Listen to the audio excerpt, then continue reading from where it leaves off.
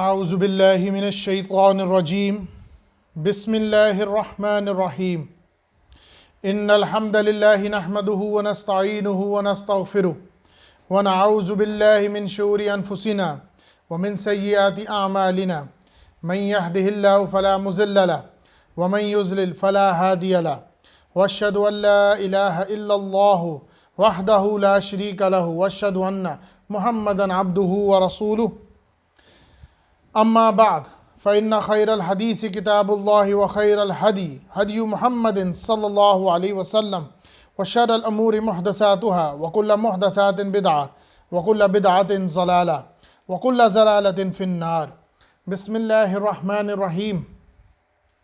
اللهم صل على محمد وعلى آل محمد كما صليت على إبراهيم وعلى آل إبراهيم إنك حميد مجيد. اللهم بارك على محمد وعلى آل محمد كما باركت على إبراهيم وعلى آل إبراهيم إنك حميد مجيد. رب اشرح لي صدري ويسر لي أمري واحلل عقدة من لساني يفقهوا قولي.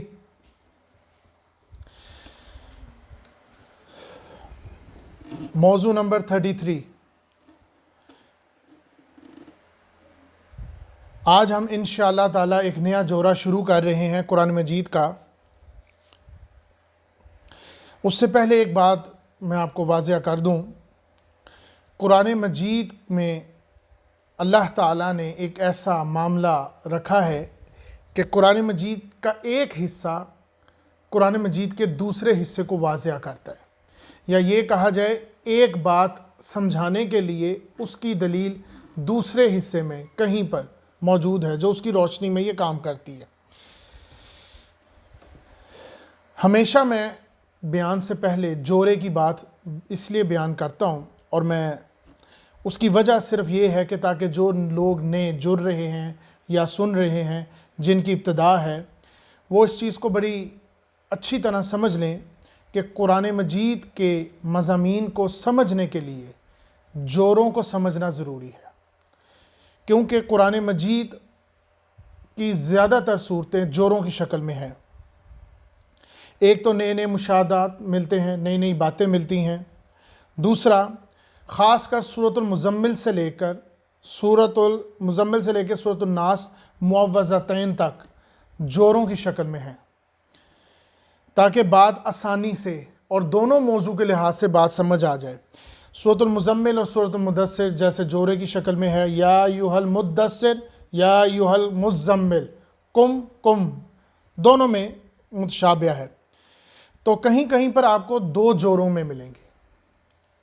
پھر اسی طرح کہیں پر آپ کو 3 جوروں کا بھی ایک گروپ ملے گا، مگر ہو سکتا ہے کہ اس کی تیسری صورت کو خاص اس میں متشابہ نہ نظر آئے، مگر اس کے مضامین کو پورا کرنے کے لیے وہ گروپ یہی کام کرے گا. ایک اپنے طرز کی صورت بھی ہو سکتی ہے.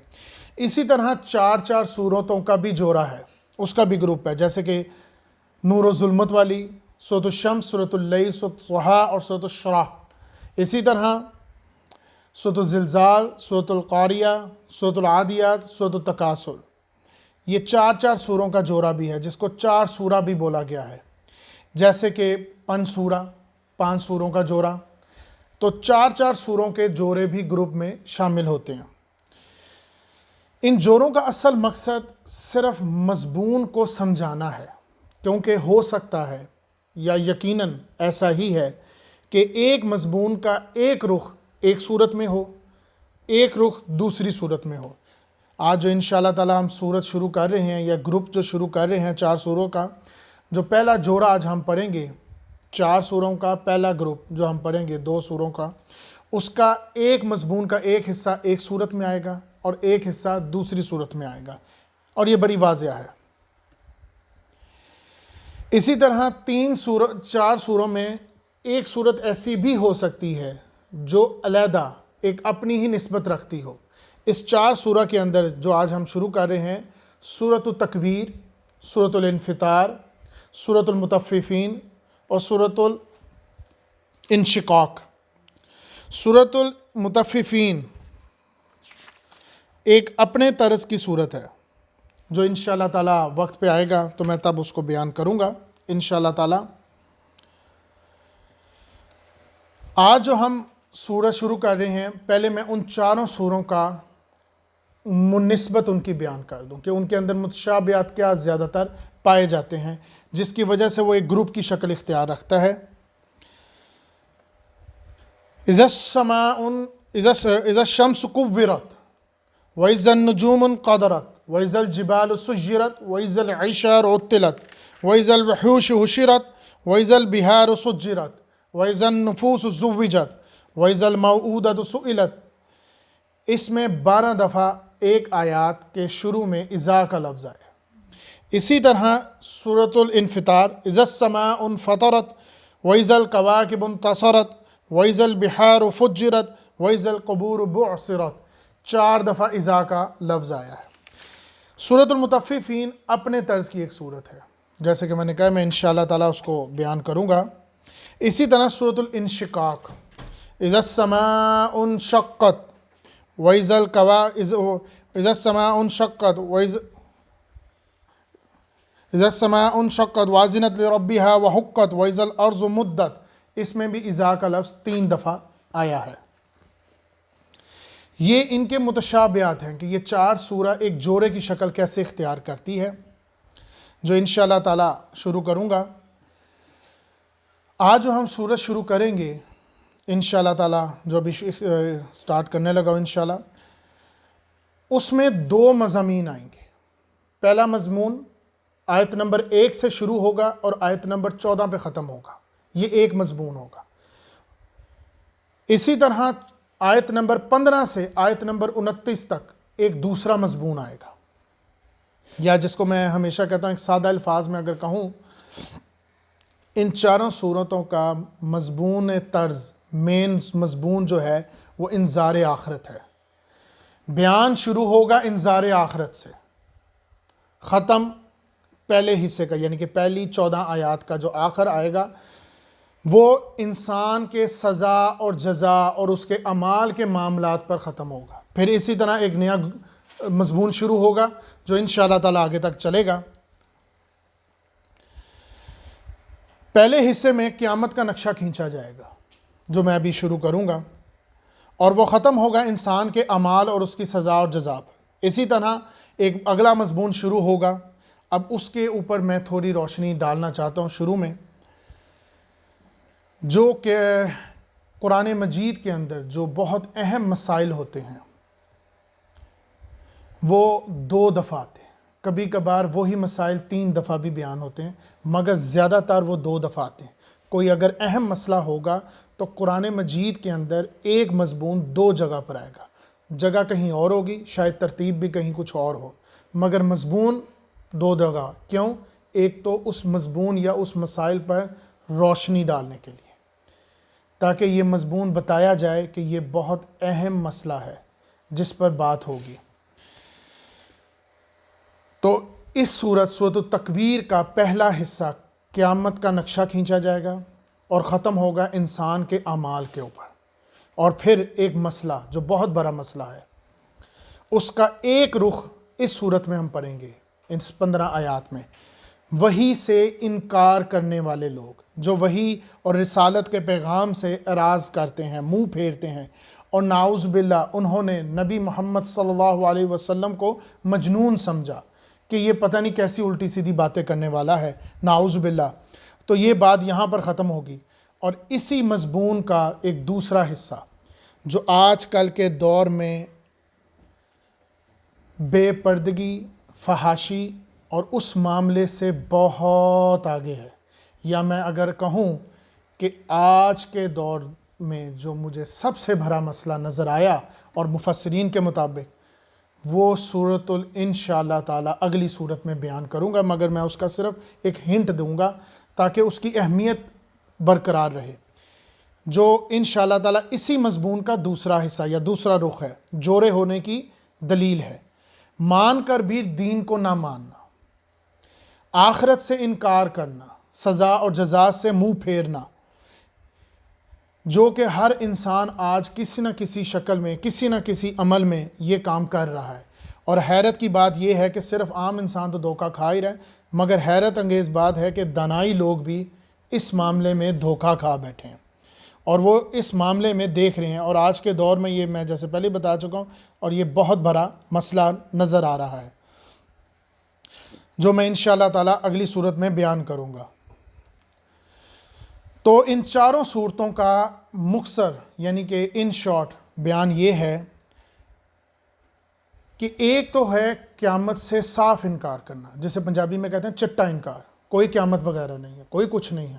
یہ کیسے ممکن ہو سکتا ہے کہ ایک انسان دفن ہو جائے اور اس کی ہڈیاں مٹی مٹی ہو جائیں اور پھر وہ اٹھ جائے، کھڑا ہو جائے؟ نہیں ہو سکتا۔ اور اس کی ایک دوسری شکل ہے، لطیف ہے، ذرا خوبصورت ہے، سجا کے، وہ ہے مان کر بھی نہ ماننا۔ وہ میں انشاءاللہ تعالیٰ جیسے میں نے آپ کو کہا کہ میں بیان کروں گا۔ تو اب اپنی پوری توجہ ہم لے کے آتے ہیں ان چاروں صورتوں کے بجائے سورۃ التکویر پر، جہاں سے ہم اب شروع کرنے لگے ہیں۔ نیا مضمون جب شروع ہوگا، یعنی کہ 14 آیات جب میری مکمل ہوں گی، وہاں پر بھی میں تھوڑی سی تمہید باندھوں گا، اور ابھی بھی میں تمہید باندھ کر بات شروع کروں گا تاکہ آیات بآسانی آپ کو سمجھ آ سکیں۔ سورۃ التکویر شروع کرنے سے پہلے ایک بات جان رکھیے گا کہ اس کے بارے میں ایک بہت بڑی حدیث ہے جو واضح طور پر ہے۔ اس کے بعد میرا نہیں خیال ہے کہ کوئی اور دلیل دینے کی ضرورت ہے، مگر یہ واضح ہے کہ اگر کسی شخص نے آپ صلی اللہ علیہ وسلم سے پوچھا قیامت سے متعلق کہ کب آنی ہے، آپ صلی اللہ علیہ وسلم نے جواب نہ دیا کیونکہ قیامت کا علم صرف اللہ تعالیٰ کو ہے، تو اس سے متعلق دریافت کرنے کے لیے صحابہ کرام نے آپ صلی اللہ علیہ وسلم سے پوچھا کہ قیامت سے متعلق ہمیں کچھ بتائیں، تو آپ صلی اللہ علیہ وسلم نے فرمایا کہ جس شخص کو شوق ہو قیامت کے مناظر، قیامت کے دن، قیامت کے خوف، قیامت کے معاملات کو دیکھنے کا، وہ ان صورتوں کو پڑھے، سورۃ التکویر، سورۃ الانشقاق اور سورۃ المطففین اور معذر کے ساتھ میں پھر نکل جاتی ہے، سورۃ الانفطار، سورۃ المطففین نہیں ہے۔ تو یہ 3 صورتیں پڑھے، کیونکہ متشابہ ناموں کا ایک ہی ہے، اس وجہ سے نام منہ سے نکلنے میں آسانی نہیں رہتی۔ تو سورۃ التکویر کی طرف اپنی پوری توجہ کیجئے کہ پہلی 14 آیات ایک مضمون کا کام کرے گی، وہ ایک علیحدہ مضمون بیان کروں گا، اور 15 سے لے کے 29 پہ جیسے کہ میں نے کہا کہ یہ دو حصوں میں بیان ہوگا، 2 جگہوں پر آئے گا، اس کا ایک رخ یہاں پر اور ایک رخ اگلی صورت میں۔ تو یہ مضمون بیان ہوگا انشاءاللہ تعالی۔ پہلی 14 آیات جو کہ میں نے بیان سے پہلے ایک لفظ بولا ہے کہ قرآن مجید کے اندر ایک طریقہ کار ہے، ایک اللہ تعالیٰ نے ایک سسٹم رکھا ہوا ہے کہ ایک آیات دوسری آیات کو روشن کرتی ہے، واضح کرتی ہے، دلیل دیتی ہے۔ جیسے کہ سورۃ الاعلیٰ کی ایک آیت سورۃ الغاشیہ، سورۃ الفجر، سورۃ اللیل، سورۃ البلد اور سورۃ الشمس، سورۃ الضحیٰ اور سورۃ الشرح نے واضح کی تھی، ایک آیت 10 صدر نشین کی حیثیت رکھنے والی صورت میں۔ اسی طرح سورۃ التکویر کی پہلی 14 آیات روشن ہوتی ہیں پچھلے جورے سے، جو پچھلا جورہ ہے سورۃ النازعات اور سورۃ العبس، یہ ایک جورہ ہے۔ اس کی ایک آیت ہے جو متشابہ کی شکل رکھتی ہے، ایک علیحدہ مضمون رکھتی ہے۔ یہ 14 آیات ان 2 آیات کی روشنی میں واضح ہو رہی ہیں۔ اب وہ آیات کیا ہیں؟ سورۃ النازعات، فَإِذَا جَاءَتِ الطَّامَّةُ الْكُبْرَى، پھر جب وہ سب سے بڑا ہنگامی معاملہ ہوگا، وہ بڑا ہنگامی معاملہ ہوگا، وہ کیا ہے ہنگامی معاملہ؟ قیامت کا دن۔ اور اسی طرح اسی کی ایک شرح ملتی ہے سورۃ العبس میں، آیت نمبر 33، فَإِذَا جَاءَتِ الصَّاخَّةُ، دونوں آیات متشابہ ہیں، یہ جورے کی بھی دلیل ہوگی۔ فَإِذَا جَاءَتِ الطَّامَّةُ الْكُبْرَى فَإِذَا جَاءَتِ الصَّاخَّةُ، آخر جب وہ کان پھاڑنے والی آواز آ جائے گی، اور اس وقت دیکھ لینا کہ وہ حقیقت واضح ہو جائے گی۔ تو یہ دونوں آیات کی روشنی میں ہم اگلی 14 آیات کو پڑھیں گے، اور انہی کا نقشہ کھینچا گیا ہے۔ بسم اللہ الرحمن الرحیم، فرمایا اذا الشمس کورت، جب سورج کو لپیٹ دیا جائے گا۔ اب اپنا متشابہ، اپنی ذہن، اپنا متوجہ ان صورتوں کی آیات پر لایا جائے اور اس کو غور و فکر رکھا جائے۔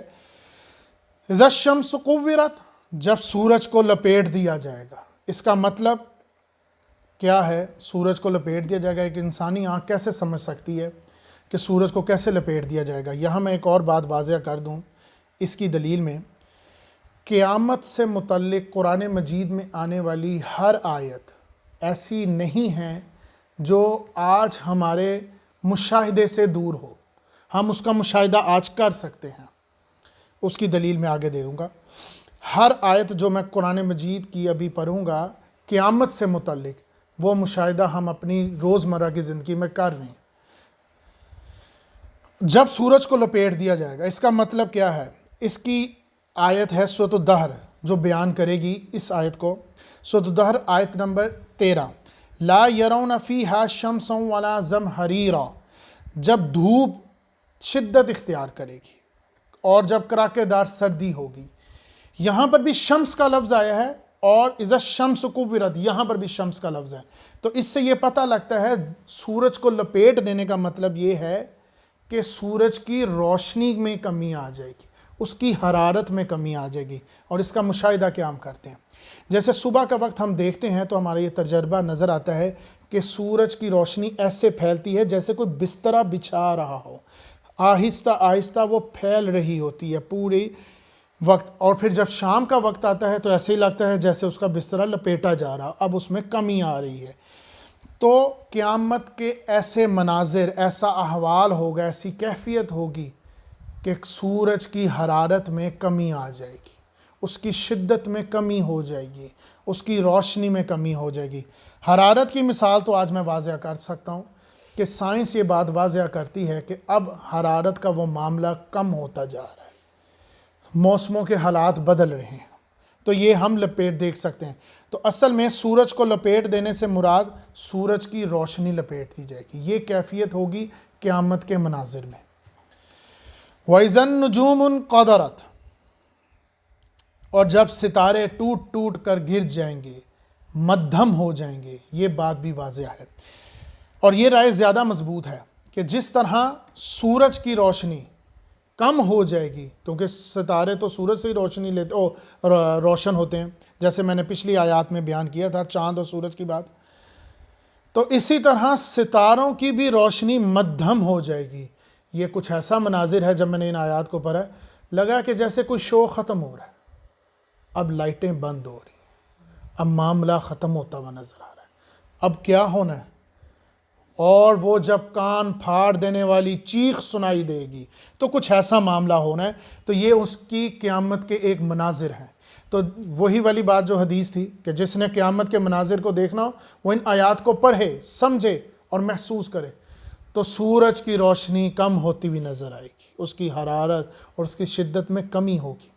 پھر دیکھنا صرف سورج کی روشنی ہی نہیں، ستارے کی بھی روشنی مدھم ہوتی نظر آئے گی۔ وَإِذَا الْجِبَالُ سُيِّرَتْ، اور جب تم دیکھنا پہاڑوں کو ہم چلائیں گے، جب پہاڑ چلیں گے، چلتے رہیں گے۔ یہاں پر میں ایک اور بات واضح کر دوں، قیامت کے مناظر میں قرآن مجید کی روشنی میں آسمان کے علاوہ زیادہ تر چیزوں کا ذکر نہیں ہے، مگر نسبتاً زمین اور زمین کی چیزوں، زمین کی احساس، اس کی چیزوں مثال پہاڑ وغیرہ، ان کا ذکر قیامت سے متعلق زیادہ تر آیا ہے۔ جیسے کہ آسمان سے متعلق آئے گا، جیسے ابھی ہم آیت پڑھیں گے، آسمان پھٹ جائے گا، آسمان سرخ ہو جائے گا، یہ 3-4 چیزیں آئیں گی، باقی چیزیں کم ہیں۔ زمین سے متعلق اگر ہم تذکرہ کریں تو پتہ لگے گا کہ زیادہ تر چیزیں آئیں گی، جس میں پہاڑ کا ذکر سب سے زیادہ آیا ہے۔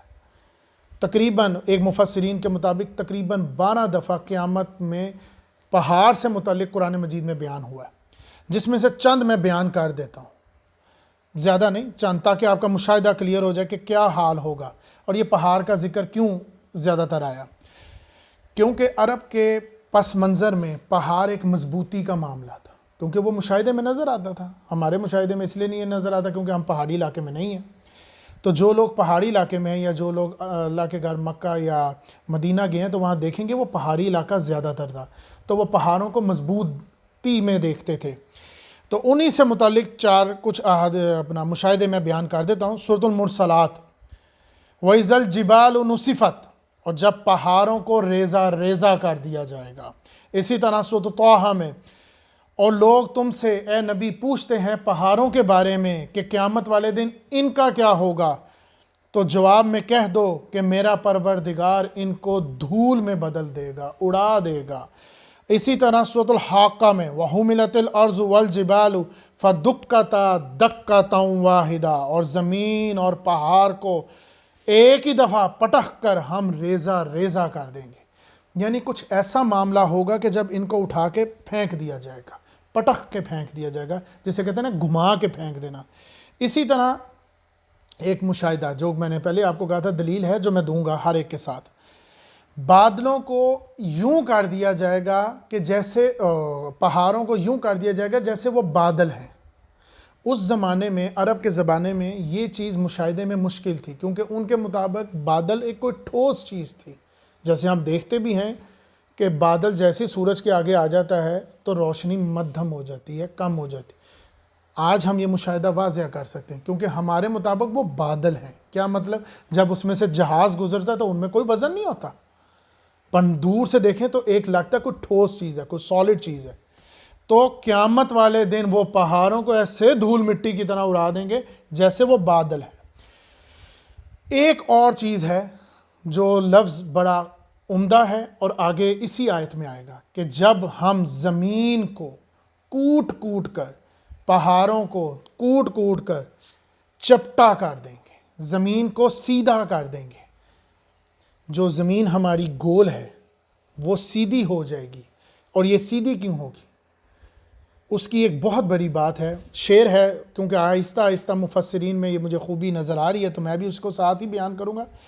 قصہ زمین برس زمین طے ہوگا، یعنی کہ تمہارا معاملہ زمین پر ہی، اسی جگہ، یہ عدالت یہیں لگے گی، یہ قیامت کا دن یہیں لگے گا، یہ عدالت یہیں ہوگی۔ تو جب یہ سیدھی ہوگی تو تم دیکھنا کہ یہ چپٹا ہو جائے گی، کیونکہ ظاہر سی بات ہے اتنا بڑا میدان کہاں اکٹھا ہونا ہے۔ اور جب چپٹا ہوگی تو کیا ہوگا؟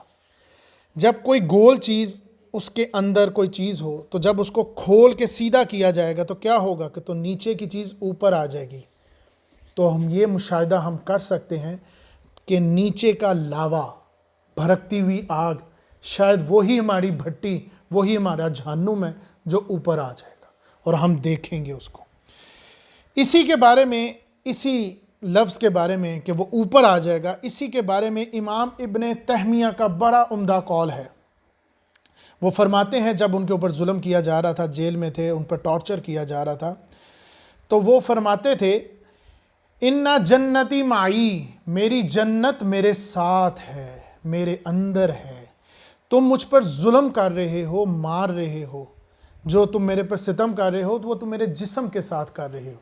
میرا قلب سکون میں ہے، میرا دل اطمینان میں ہے، اس کو تم ڈسٹرب نہیں کر سکتے۔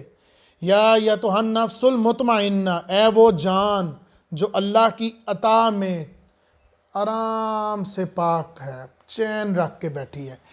تو یہ وہی لفظ ہے۔ امام ابن تیمیہ کا ایک قول بالکل اس بات سے جڑتا ہے کہ میری جنت میرے ساتھ ہے، تو پھر اس طرح میں یہ بھی لفظ بول سکتا ہوں کہ میری جہنم میرے پاس ہے، میں دیکھ سکتا ہوں یہ جہنم ادھر ہی ہوگی۔ جب اس کو چپٹا کر دیا جائے گا تو وہ پھر معاملہ تمہارے سامنے لایا جائے گا۔ ابھی آیات آئیں گی جو اس کو روشنی میں واضح کرے گی۔ تو یہی وہ انسان کی سب سے بڑی خوبی ہونی چاہیے کہ وہ اچھائی اور برائی، مشکل اور آسانی، بیماری اور صحت میں، دونوں میں اطمینان رکھے، دونوں میں سکون رکھے، اور یہی حالت ہونی چاہیے، مطمئن رہے۔ تو میری جنت میرے ساتھ ہے، تم مجھے کچھ اور کہہ لو، میں اپنے قلب کے اوپر اپنے معاملات کو، ارد گرد جو حالات ہیں اس سے اس کو ڈسٹرب نہیں کروں گا۔ تم جو مرضی کرتے رہو، تم نے جو یہ جو علاقہ فحاشی کا کھولا، کھولی رکھو، میں اس میں نہیں ہوں۔ وَإِذَا الْعِشَارُ عُطِّلَتْ، پہلے اس بات کو سمجھ لیں کہ اشار و عطلت کیا ہے۔ اشار نکلا ہے شعرا سے، شعرا کہتے ہیں حاملہ اونٹ، حاملہ اونٹنی، یا 10 ماہ کی اونٹنی جو گبن ہو کے 10 ماہ بچہ جننے سے پہلے حاملہ اونٹ۔ یہ حاملہ اونٹنی کا ذکر کیوں بتایا گیا؟ عرب کا پس منظر، کیونکہ قرآن مجید میں وہیں پر نازل ہے تو اس کا پس منظر اس میں ہوگا۔ تو وہاں کے لوگوں کی معیشت یعنی کاروبار، ترقی یا پیسہ یا دولت بکری بھیڑ بکری تھی، کیونکہ یہی چراتے تھے۔ اور سب سے مہنگی چیز اس میں کیا تھی؟ اونٹنی، اور اس اونٹنی میں بھی اگر وہ گبن ہو۔ اس کو ذرا تھوڑا اور آسان کرتے ہیں، اس آیت کے ساتھ تھوڑا اور جوڑتے ہیں۔ پہلے آیت کا ترجمہ پڑھتے ہیں، پھر میں آپ کو شاید اس کا مشابہ آج کے دور میں کر سکوں، کیونکہ آج کے لوگ زیادہ تر بھیڑ بکری کے معاملے میں کچھ خاص اہمیت نہ رکھتے ہوں، پر میں اس کو جوڑتا ہوں اس آیت کے ساتھ۔ وَإِذَا الْعِشَارُ عُطِّلَتْ، جب 10 ماہ کی گبن اونٹنی تمہیں بیکار پھرتی نظر آئے گی۔ اس کی نقشہ بالکل وہی ہے سورۃ الحج میں کھینچا گیا۔ یوم ترونہا تذہل کل مرضعۃ عما ارضعہا، سورۃ الحج آیت نمبر 2 شروع کی آیت ہے۔ جس دن تم دیکھنا، تمہیں نظر آئیں گے کہ دودھ پلانے والی ماں، یوم ترونہا تذہل کل مرضعۃ، تم دیکھنا کہ دودھ پلانے والی ماں اپنے دودھ پلاتے بچے کو بھول جائے گی۔ وَتَضَعُ كُلُّ ذَاتٍ حَمْلٍ حَمْلَهَا، اور حمل والی عورت اپنا حمل گرا دے گی۔ یعنی خوف کا یہ عالم ہوگا، اور اس طرح کا عالم ہوگا جس چیز کو تم لوگ بہت اہمیت دیتے ہو، جیسے کہ محبت اور پیار کے معاملے میں سب سے بڑا احساس کیا ہے؟ ماں کا اپنی اولاد کے ساتھ۔ اور اگر وہ اولاد بچے کے دودھ کے پینے والے دنوں میں ہو تو اب تو محبت بھی زیادہ ہے، شفقت بھی زیادہ ہے، رحمت بھی زیادہ ہے، اور یہ اللہ تعالیٰ نے ماں کے اندر بائی ڈیفالٹ یہ محبت پیدا کر دی ہوئی ہے۔ اور اتنی محبت ہونے کے باوجود وہ خوف کا عالم یہ ہوگا کہ حاملہ عورت، یعنی کہ جس کے پیٹ میں بچہ ہے، وہ بغیر کسی پریشانی کے بچہ بھی گرا دے گی، اس خوف کے مارے، جس خوف کے اوپر آج کل کے دور میں ڈاکٹروں کے ہسپتالوں میں لاکھوں کروڑوں لگ جاتے ہیں صرف بچہ کو جمنے کے لیے۔ تو وہ اس خوف کے اندر بچے کو گرا دے گی، اور دودھ پلانے والی مائیں اپنے دودھ کو پلانے سے انکار کر دیں گی، ان سے خوف کیوں؟ جب وہ چیخ کان پھاڑنے والی آواز آئے گی، جب سورج مدھم ہوگا۔ وَإِذَا الْوَحُوشُ حُشِرَتْ، اور جب وحشی جانور اکٹھے ہو کر کھڑے ہو جائیں گے۔ یہ مشاہدہ بھی ہم عام دیکھتے ہیں، جب جنگلوں میں آگ لگتی ہے، جب سیلاب آتا ہے، تو ہم دیکھتے ہیں کہ وحشی جانور جو ایک دوسرے کے دشمن ہیں وہ بھی اکٹھے ہو کے کھڑے ہو جاتے ہیں خوف کی وجہ سے۔ جیسے کہ معلوم ہوتا ہے کہ جیسے ایک بھیڑ بکری کسی شیر کے ساتھ کھڑی ہو اور شیر اس کو کچھ نہ کہہ رہا ہو۔ جیسے سیلاب کے اندر ہم اکثر یہ تصویروں میں دیکھتے ہیں، یہ تصویروں میں تو نہیں مگر یہ مشاہدہ تو ہم عام دیکھتے ہیں کہ سیلاب کی کشتی پر الٹی ہوئی کشتی، جانور بھی اس کے اوپر بیٹھا ہوا ہے اور انسان بھی اس کے اوپر بیٹھا ہوا ہے، جبکہ وہ ایک دوسرے سے بہت خوف زدہ ہیں۔ تو خوف کا عالم کچھ ایسا ہوگا، وَإِذَا الْوَحُوشُ حُشِرَتْ، جب وحشی جانور بھی خوف سے اکٹھے ہو کے بیٹھے ہوں گے۔ اور یہ خوف صرف انسانوں پر نہیں طاری ہوگا، حیوانوں پر، درندوں پر، یہ بھی اس خوف کو محسوس کر رہے ہوں گے۔ اب یہ خوف بھر رہا ہے، اب وہ معاملہ بلند ہوتا جا رہا ہے۔ تو تم دیکھنا کہ صرف انسان نہیں، جانور بھی اس خوف سے خوف زدہ ہو کر ایک دوسرے کے ساتھ چمٹے ہوں گے۔ وَإِذَا الْبِحَارُ سُجِّرَتْ، اور جب سمندر کو ابالا دیا جائے گا، بلبلے نکالے جائیں گے۔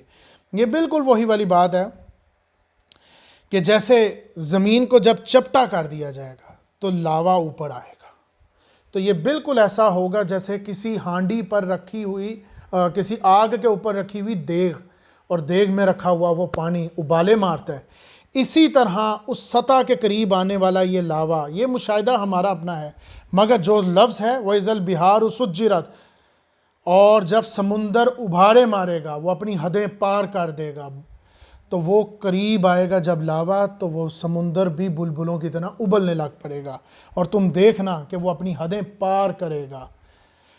وَإِذَا النُّفُوسُ زُوِّجَتْ، اور جب لوگ جوڑے جوڑے کی شکل میں جوڑ دیے جائیں گے، اپنے اپنے جوڑوں میں آ جائیں گے۔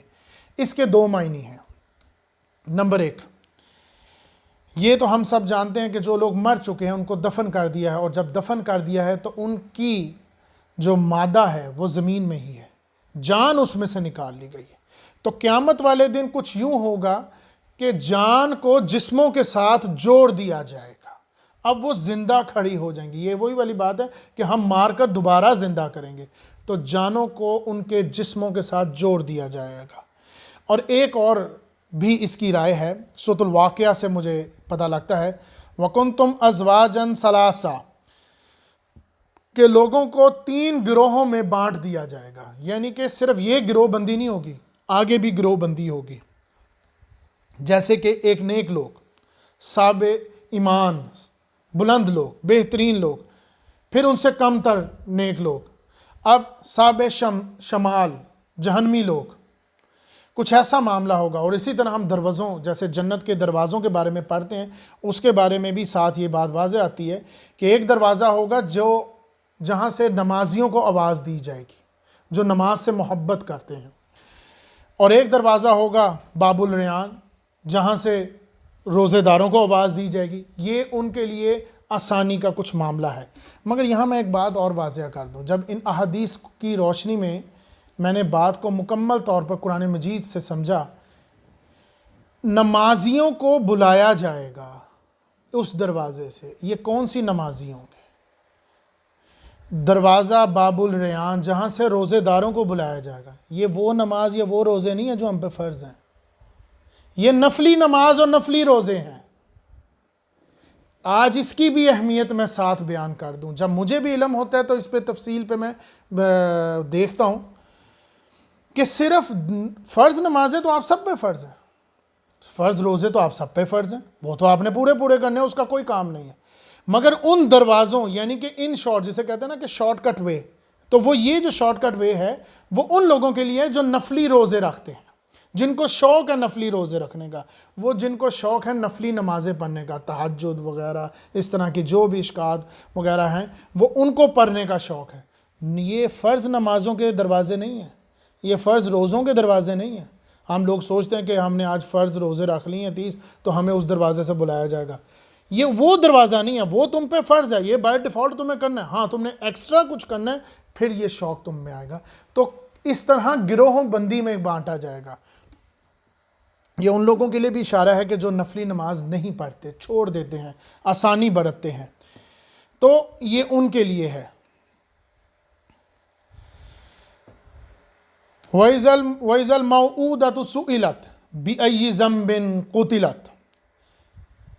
اب اس آیت کے اندر ہمیں یہ نظر آتا ہے کہ وہ قیامت کا مناظر اب یہاں تک پہنچ چکا ہے، اپنی حد پہ آ گیا ہے۔ اب میدان حشر لگ چکا ہے، عدالت خداوندی لگ چکی ہے، اب معاملہ آنے والا ہے۔ اب جب سزا اور جزا کا معاملہ آئے گا تو یہاں پر جو یہ آیت آئی ہے وَإِذَا الْمَوْءُودَةُ سُئِلَتْ بِأَيِّ ذَنبٍ قُتِلَتْ، یہاں پر جو گناہوں کا حساب ہونا ہے، اور ان گناہوں میں جو سب سے بڑا گناہ اور جذباتی گناہ، جسے ہم جذباتی شکل میں بھی دیکھ سکتے ہیں، وہ ہے بچیوں کو دفن کرنا۔ آج بچیاں دفن نہیں ہو رہی، پر آپ کے فیصلے آپ کی بچیوں کے قلبوں کو ضرور دفن کر رہے ہیں۔ تو عرب کے اندر، پہلے میں اس کا پس منظر بیان کر دوں، عرب کے جاہل معاملات میں دین سے پہلے، اسلام سے پہلے، بچیوں کو گلا گھونٹ کر مار دیا جاتا تھا یا ان کو دفن کر دیا جاتا تھا۔ یہ 2 کام کیے جاتے تھے۔ گلا گھونٹنے کی کیا وجہ، جو آج کل میں بھی مشاہدے میں دیکھتا ہوں، بچوں کا زیادہ ہونا۔ اب ان کو لگتا ہے کھانا کیسے کھلائیں، منہ بھر گئے ہیں، اب ان کا پیٹ بھی بھرنا ہے، اب کیا کریں؟ تو وہ پھر سوچتے تھے کہ بیٹوں کو رکھ لیا جائے اور بیٹیوں کو مار دیا جائے، دفن کر دیا جائے۔ اور ایک دوسری وجہ یہ تھی، جو میرا پھر وہی بات ہے کہ جو مشاہدے میں ہے، کیونکہ قرآن مجید کی یہ خوبی ہے، بیان کرنے سے پہلے جو میں آپ کو کر چکا ہوں، کہ قیامت کے مناظر اور گناہوں کے معاملات کو ہم آج مشاہدے میں دیکھ سکتے ہیں۔ دوسری وجہ یہ تھی کہ وہ یہ سوچتے تھے کہ ہمارے گھر بھی کوئی داماد بن کر آئے گا، ہم بھی اس کی خدمت کریں گے، اب ہم اس کی بات مانیں گے تو نہ بجے گا بانس اور نہ رہے گی بانسری، تو اس کو پہلے ہاتھ ہی دفن کر دیا جائے۔ تو یہ معاملات ہم آج کے دور میں بھی دیکھتے ہیں۔ تو اصل میں سوال پوچھا جانا چاہیے ان لوگوں سے جنہوں نے یہ گناہ کیے، جنہوں نے یہ معاملات کیے، جنہوں نے غلط فیصلے کیے اور ان فیصلوں کے اوپر ندامت نہیں کی، ان کو درست کرنے کی کوشش نہیں کی، پھر ان کے ارد گرد اور بیماریاں پیدا کیں اور خباثتیں پیدا کیں۔ تو سوال ان سے پوچھا جانا چاہیے تھا، پر سوال پوچھا کن سے جائے گا؟ اور بڑے لطیف انداز میں. وہ کیا؟ وَإِذَا الْمَوْءُودَةُ سُئِلَتْ، اور جس بچی کو زندہ قبر میں گاڑ دیا گیا تھا اس سے پوچھا جائے گا. کیا؟ بِإِذْنِ رَبِّهِ وَإِذَا الْمَوْءُودَةُ سُئِلَتْ بِأَيِّ ذَنْبٍ قُتِلَتْ، کہ اسے کس جرم میں قتل کیا، تم بتاؤ. اصل میں پوچھا انہی سے جا رہا ہے مگر انڈائریکٹلی، جسے کہتے ہیں نا، جیسے ہم اپنے جملوں میں بولتے ہیں اردو میں، نہیں ایسا نہیں ہے، تو اصل میں ہوتا وہی ہے، تو لفظ پہلے ہم نہیں کا لگاتے ہیں. وَإِذَا الْمَوْءُودَةُ سُئِلَتْ، جس بچی کو زندہ قبر میں دفن کر دیا گیا تھا اس سے پوچھا جائے گا کہ اس سے کس جرم میں قتل کیا. یہاں مجھے ایک اور روایت بھی ملتی ہے. حضرت حسن رضی اللہ عنہ کا خواب، یہاں مجھے ایک روایت ملتی ہے جس کے اندر حضرت حسن رضی اللہ عنہ نے خواب دیکھا حضرت عثمان رضی اللہ عنہ کی وفات کے بعد، اور حضرت علی کو بتایا، اپنے والد کو اور لوگوں کو. لوگوں نے پوچھا حضرت علی سے کہ حضرت حسن کیا کہہ رہے ہیں؟ آپ نے جواب دیا یہ وہی کہہ رہے ہیں جو اس نے دیکھا ہے. وہ خواب کیا تھا؟ اسی بیان کے اوپر، اسی آیت کی روایت میں مجھے ملتا ہے.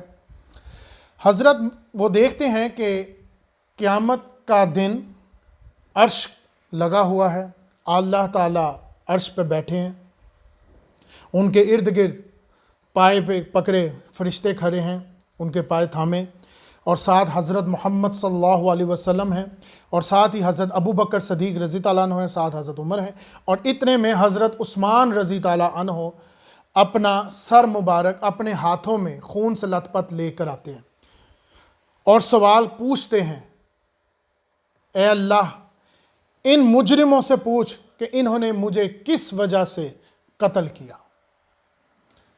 آگے اس کا خواب کا اگلا حصہ یہ ہے کہ پھر عرش کانپتا ہے اور دو خون کے پرنالے زمین کی طرف بہائے جاتے ہیں، جس کی تعبیر ہے جنگ جمین اور جنگ صفین، جس کے اندر مسلمانوں کی ہی تلوار سے 10,000 مسلمان اور ایک جنگ میں 74,000 مسلمان قتل ہوئے.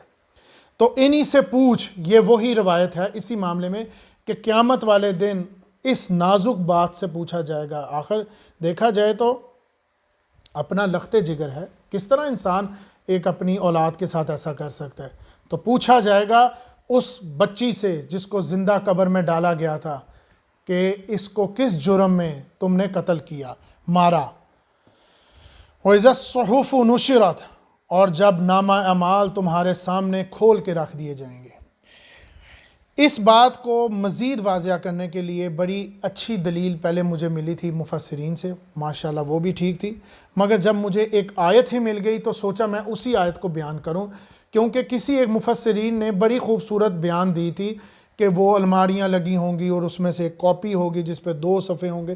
اسی کو میں نے تھوڑا آسان کیا، یہ میری اپنی ان سے گفتگو ہوئی تھی تو پتہ لگا، مگر اسی کی دلیل تھی. یہ دلیل کیوں کہی گئی میں آگے بیان کروں گا. دلیل کا لفظ کیا ہے دین اسلام میں؟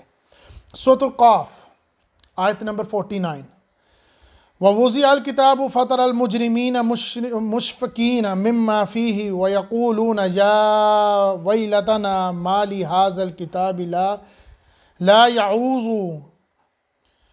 اور جب ان کے نامہ اعمال ان کے سامنے لا دیے جائیں گے، مجرموں کے سامنے لا کر رکھ دیے جائیں گے، تو وہ اس خوف سے خوف زدہ ہو جائیں گے کہ اس میں تو ہماری کوئی بھی بات نہیں چھپی، ہر باریک سے باریک بات بھی ہمارے سامنے آ گئی.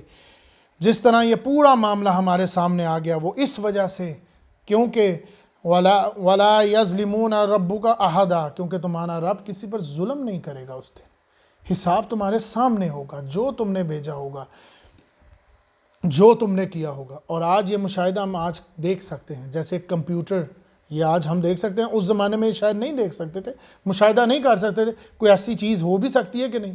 آج ہم وہ دیکھ سکتے ہیں کہ ایک کمپیوٹر کی ایک فائل جس کے اوپر سے بٹن دبانے کی دیر ہے اور ہمارے بچپن سے لے کے ہمارے آخر تک کی پوری فلم چل پڑے گی اور ہر چیز واضح ہو جائے گی، کوئی چیز نہیں چھپی ہوگی.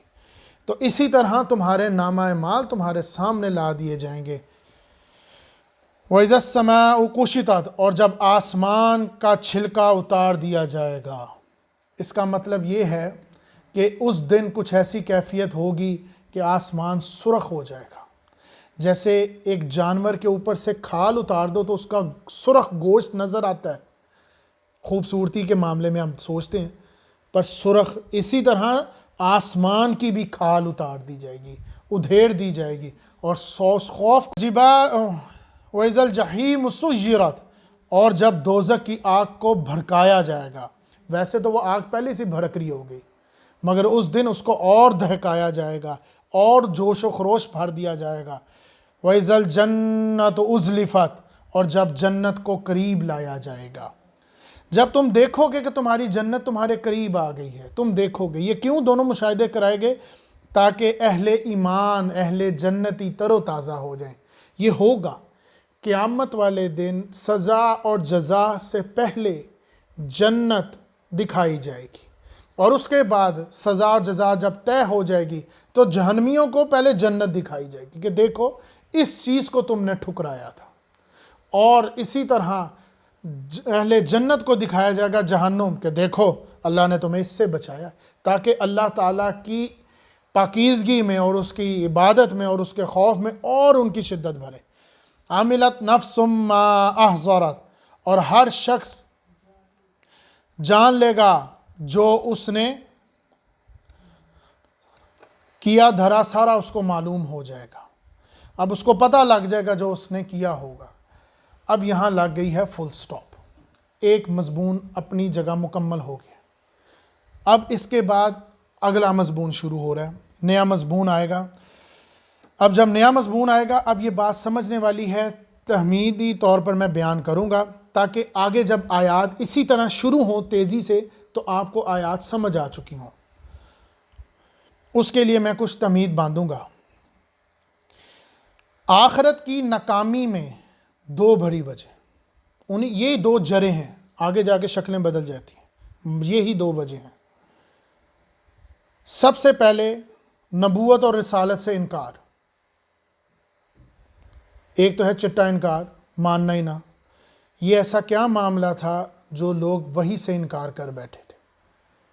یہ میں ابھی بیان کروں گا. یہ دونوں دور میں تھا، ایک اس دور میں تھا جس دور میں یہ اترا، اور یہ آج کے دور میں جو جدیدی نیگیٹیوٹی کی طرف لوگ جاتے ہیں، وہی سے انکار کرنا. اور دوسرا ہے ایمان لا کر بھی ایمان والا نہ ہونا، بے ایمانی کا ایمان، منافقت کا ایمان. ایمان ہے پر ایمان والا نہیں ہے، مان کر بھی نہ ماننا، سزا اور جزا میں چھٹی کروا دینا کہ کوئی سزا سزا نہیں ہونی، سب برابر ہے، کوئی کچھ نہیں ہونا. اس کی شاخیں، اس کی لمبی تفصیل میں انشاءاللہ تعالی اگلی صورت میں بیان کروں گا. مگر اب توجہ لے آئیں پہلے بیان پر کہ ایسا کیا معاملہ ہے کہ وہی سے انکار ہے. اور ساتھ جوڑوں گا ایسی گفتگو کو جس کے اندر آج کل کے دور میں کچھ مفسرین ہیں، نام نہیں میں کسی کا لوں گا پر بیان ضرور کروں گا ان کی کچھ باتیں. اور ساتھ یہ بھی بیان کروں گا کہ قرآن مجید کی یہ حدیث، اپنا آپ صلی اللہ علیہ وسلم کی یہ حدیث کہ جو بات کرو قرآن کرو، گفتگو کرو قرآن کرو، دلیل ہو تو قرآن ہو. دلیل ہے کیا؟ آج میں یہ واضح کروں گا. جو اکثر لوگوں کو میں نے سننے بھی دیکھا ہے کہ یہ کہاں لکھا ہے، بتاؤ کہاں سے دیکھ کے سنا رہے ہو، اپنے سے تو نہیں بتا رہے. یہ دلیل ہے، اس کے اوپر بڑا زور دیا گیا ہے. اور حیرت انگیز بات یہ ہے کہ یہی 15 آیات سورۃ النجم میں بھی آئی ہیں، سیم ایز اٹ از. مزے کی بات یہ بھی 15 آیات ہیں، آیت نمبر 15 سے لے کے 29 تک، اور وہ آیت نمبر 1 سے لے کے 15 تک. سیم مضمون، سیم گفتگو، ایک ہی بات. اب ان کا آیت کا پس منظر کیا ہے تاکہ وہ جان لیجئے. مسلمانوں میں ایک بہت بڑی گمراہی پیدا ہو گئی، خاص کر اس زمانے میں جب فلسفیوں نے دین کے تصورات کو جوڑنے کی کوشش کی اپنے ذہن کے معاملات کے ساتھ. یہ میں ان لوگوں کی طرف اشارہ بھی کرتا ہوں جو کسی نہ کسی معاملے میں کہیں نہ کہیں کوشش کے ذریعے جوڑتے ہیں دین کے معاملے کو، معجزات کو، ان کے معاملات کو اپنے آگے ایسے ہونے کا کہ یوں ہو جائے، ایسے ہو جائے. ایسے کیوں نہیں ہو سکتا؟ ایسے ہو سکتا ہے، کیوں نہیں ہو سکتا؟ یہ کسی نہ کسی طرح اس کو جوڑنے کی کوشش کرتے ہیں. پہلے میں واضح کر دوں کیا ہے قرآن. جیسے رسول صلی اللہ علیہ وسلم کا قول، گفتگو، بیان ہے حدیث، اسی طرح اللہ کی حدیث ہے قرآن. یہ حدیث اللہ ہے، وہ حدیث رسول ہے. حدیث رسول کے راوی کون ہے؟ راوی کیا چیز ہوتی ہے؟ راوی بولتے ہیں لنکر، لنک کریٹ کرنے والے، جس کے ذریعے بات وہاں تک پہنچے. رسول صلی اللہ علیہ وسلم کی حدیث کا لنک کیا ہے؟ راوی کون ہے؟ ظاہری سی بات ہے صحابہ کرام، پھر ان کے تابعین، اور یہ پھر لنک جڑتا ہے اینڈ تک. اسی طرح آپ نے یہ دیکھا ہوگا کہ زیادہ تر جو اچھے مفسرین ہیں، محدثین ہیں، محدثین تو ظاہری سی بات ہے، مگر جو مفسرین ہیں وہ جب بھی حدیث بیان کرتے ہیں تو حدیث کے ساتھ سند لگی ہوتی ہے، کہ یہ بتایا جاتا ہے کہ میرا استاد یہ تھا، میں نے ان سے سنا، میں نے ان سے سنا، اور یہ میں نے ان سے سنا. یہ بات میں ایسے ہی نہیں تمہیں کہہ رہا. یہ دلیل ہے اپنی بات کو واضح کرنے کی. اور دلیل کب بنتی ہے؟ جب راوی پکے ہوں، بات واضح ہو. تو اسی معاملے میں حدیث اللہ کے معاملے میں، یعنی کہ اللہ کی حدیث ہم تک پہنچنے میں جو راوی ہیں، پہلا راوی کون تھے؟ پہلے راوی تھے حضرت جبرائیل علیہ السلام. یہ پہلے راوی تھے، یعنی کہ پہلی چیز وہاں سے اللہ تعالیٰ کا قول، اللہ تعالیٰ کی حکم، اللہ تعالیٰ کا پیغام پہنچانا. دوسرا راوی کون تھا جن تک ہم تک یہ بات پہنچی؟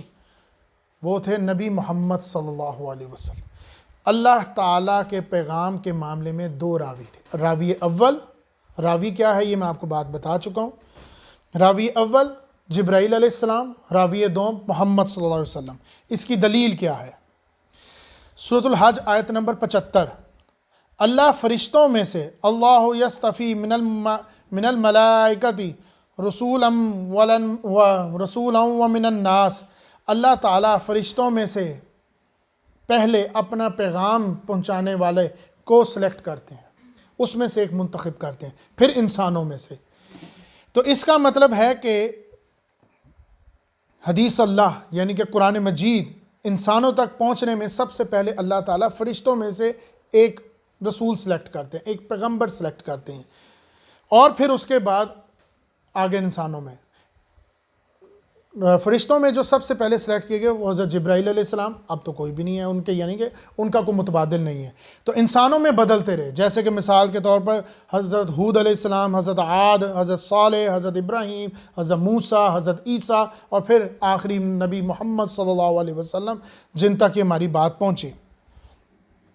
اور پھر بعد میں ایک ایسا معاملہ پیش آیا جہاں پر سینکڑوں لوگ شہید ہو گئے، سینکڑوں مسلمان شہید ہو گئے، جس کی وجہ سے ضرورت محسوس ہوئی کہ اس قرآن مجید کو کتاب کی شکل میں لکھ دیا جائے، جمع کر لیا جائے، جس کو میں انشاءاللہ تعالیٰ زندگی رہی تو تب بیان کروں گا. ان علینا جمعہ و قرآن، پھر اللہ تعالیٰ نے اس کو جمع کر دیا قرآن کو کتاب کی شکل میں، ایک بیان. تو اس کی حفاظت بھی اللہ تعالیٰ نے ہی کرنی ہے، تو جمع کر دیا گیا. ویسے تو نبی محمد صلی اللہ علیہ وسلم کے سینے میں یہ پہلے سے محفوظ تھا. آپ صلی اللہ علیہ وسلم ریویژن کرتے تھے، رمضان کے آخری حصے میں 2 دفعہ بھی ریویژن کی، پھر صحابہ کے سینوں میں بھی گیا. مگر حضرت ابو بکر صدیق رضی اللہ عنہ کے دور میں یہ کتاب کی شکل میں آ گیا، اور یہ ضرورت پھر اس طرح پڑ گئی. تو پھر اس سے یہ ثابت ہوا کہ اس کا ایک ایک لفظ محفوظ ہے. یہ بات اس لیے بتائی جا رہی ہے، تمہیداً بولی جا رہی ہے، کہ قرآن مجید کی جو آیات میں پڑھ چکا ہوں، یا قرآن مجید میں جو آیات لکھی ہوئی ہیں، جو موجود ہیں، میں تو بیان کر رہا ہوں کچھ حصہ، مگر جو موجود ہیں وہ سچ ہے. وہ ایسا ہونا ہے کہ جب سورج کی روشنی مدھم ہوگی اور یہ ہوگا. اسی وجہ سے تو آگے یہ آیت آگے کہ یہ جو تم سن کے آئے ہو یہ صرف سنی سنائی باتیں نہیں تھیں، یہ بالکل سچ ہے، یہ ہونا ہے، یہ ہو کر رہے گا. تو سوال یہ ہے پھر گمراہی کیا تھی؟ جب رسول صلی اللہ علیہ وسلم کے راوی بیان ہو گئے، اسی طرح آپ صلی اللہ علیہ وسلم سے پہلے اللہ تعالیٰ نے اپنے حدیث اللہ یعنی کہ قرآن مجید کے بھی راوی بیان کر دیے، کہ پہلا راوی حضرت جبرائیل علیہ السلام اور دوسرا راوی حضرت محمد صلی اللہ علیہ وسلم. تو پھر گمراہی کہاں سے آئی؟ کیسے وحی سے انکاری ہوئی؟ اب میں آپ کو وہ ذرا گمراہی بیان کروں. وہ گمراہی تھی کیا؟ وہ سوال کیا تھا جس کی وجہ سے یہ پیدا ہوا؟ وہ یہ کہتے تھے فلسفین کہ اللہ کو تو ہم مانتے ہیں، ظاہری سی بات ہے، کوئی تو ہے جو یہ سارا معاملہ چلا رہا ہے، اور نبی محمد صلی اللہ علیہ وسلم کو بھی ہم مانتے ہیں. مگر یہ فرشتہ کون ہے؟ یہ جبرائیل کہاں سے آ گئے؟ یہ کون ہے؟ اور اسی طرح یہ جن کون ہے؟ یہ جن کون سی بلا کا نام ہے؟ یہ مولویوں نے کون سا ڈھکونسلا بنا دیا، کیا کہہ دیا، کیسے الفاظ لے آئے ہیں؟ یہ جن اور فرشتے ہیں کون؟ اس کے بارے میں ہم کافی لوگوں سے مختلف رائے سنتے رہتے ہیں۔ تو یہ تھی وہ اصل گمراہی کہ اللہ اور راوی دوم یعنی کہ محمد صلی اللہ علیہ وسلم کو تو مان لیا، مگر بیچ میں سے حضرت جبرائیل علیہ السلام سے انکار کر دیا۔ اور اب ان کا جواب کیا تھا؟